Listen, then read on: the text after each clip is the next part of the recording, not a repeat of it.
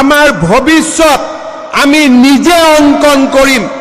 আমাৰ ভৱিষ্যত টকা পইচাই অংকন নকৰে, আমাৰ ভৱিষ্যত আমি নিজে অংকন কৰিম। তেনে একচাম সাহসী আৰু শক্তিশালী যুৱকে আজি অসম পুলিচত নিযুক্তিৰ বাবে প্ৰযত্ন কৰি আছে।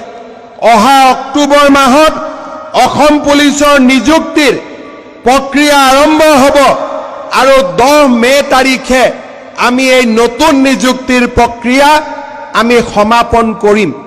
তাৰ লগে লগে মই ইতিমধ্যে বনমন্ত্ৰী চন্দ্ৰমোহন পাটোৱাৰী ডাঙৰীয়াক কৈছোঁ যে আজি আমি 940 গৰাকী নৱনিযুক্ত ফৰেষ্ট গাৰ্ডৰ আজি আমি ইয়াতে পাছিং আউট পেৰেডত উপস্থিত আছোঁ।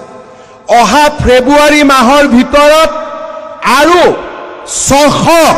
600 নতুন ফৰেষ্ট প্ৰটেকশ্যনত নতুন জোৱানত নিযুক্তিৰ প্ৰক্ৰিয়া আমি আৰম্ভ কৰিব লাগিব, যাতে প্ৰতি বছৰে আমি এনেকৈ এচাম নতুন যুৱকক অসম ফৰেষ্ট বেটেলিয়নত আমি আদৰণি জনাব পাৰোঁ।